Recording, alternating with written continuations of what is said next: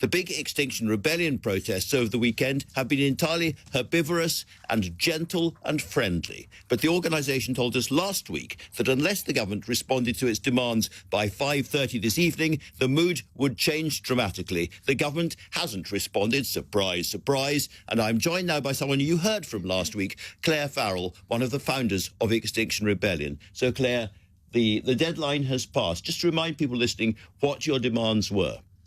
Our demands were for the government to commit to ending the fossil fuel era. That means no new licences, no new projects, no new funding, stop making it worse, and to decide how to handle that requirement in a just and inclusive way by using citizens' assemblies.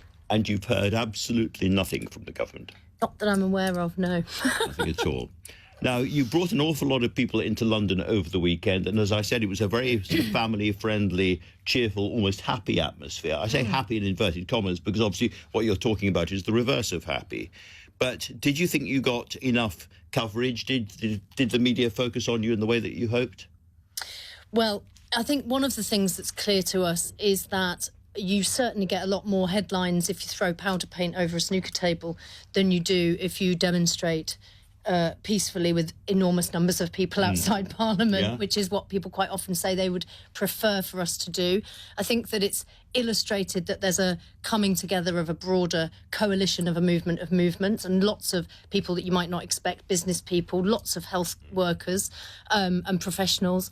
But also, importantly, what we've said is that now that we have a broader base and we've got lots of people in dialogue, they're going to be talking about where does this go next? And, you know, we'll see if the media are going to engage with us, you know, if we just carry on building solidarity as we're talking about, you know. So this is a genuinely really, really difficult problem for you and for any protest group, which is that if you protest, as it were, conventionally, the media ignores you. And if you're unconventional and aggressive, the danger is, as you know very well, is that you put people off because they get angry and offended. Well, and I've even heard judges repeat in courtrooms in their summing up of our cases, you know, the language that they have been sort of fed, I would say, by the mainstream media, saying, but don't you think this just puts people off?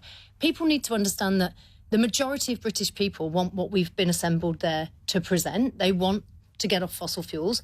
The majority of people want a net zero date sooner than 2030. The majority of people would love to see an upgrade to our political system. Your conversation just now, it's not necessarily the case that it's helpful to say we've got broken politics. It's entirely out of date. I mean, you probably know the history better than me, but it's, you know, that place is running a system that was built in like the 18th century or something. So it's not fit to deal with what the problems are. It's certainly not responding to what you want, and certainly not fast enough. But as I said at the beginning, the deadline has passed. So the obvious question is what happens now? How do you deal with this situation? How do you move forward? Well, people sat around and had assemblies on the ground, so practising what they preached, you know, deliberative democratic process on the ground outside Parliament. And from that, you know, over 50% wanted to go away and commit to support on picket lines and to support with striking workers, because we understand that, you know, people living with a real-time pay cut, people who are being threatened to be taken to court by the government rather than met to discuss what should be done. You know, all of these people are totally being shut out by the government, including the climate movement, which is, you know, demanding things that are in line with science. And last time we spoke, you brought in Sir David King on a call. He talked, and I'm sorry that I didn't hold us on this when we came together last time, but he talked about basically the collapse of the cryosphere, the breakdown, irreversible breakdown of frozen poles of this planet, which means that we'll have the breakdown of law and order, which means that we'll likely see massive damage to the economies, if not breakdown of the economy. The system that I'm looking at in that building on the screen behind you is not fit to deal, in my opinion, with, it's not dealing with the problem as it stands today, but it's also not ready to deal with the breakdown that we're committed to. And it's a tragedy. We are facing an enormous tragedy. And the heat waves in Asia at the moment have people told they can't leave their homes. They shouldn't even be outdoors. It's going to become impossible for people to live. And I don't know what we have to do to get that conversation. Well, that was the question I was asking. That we're almost out of time, but we're talking about more direct action, and we're talking about things that are going to sort of grab the headlines over the next 6 months or a year.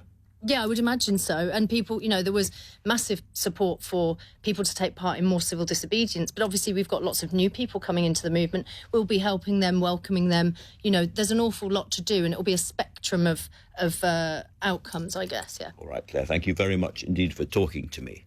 Coming up, there's been another severe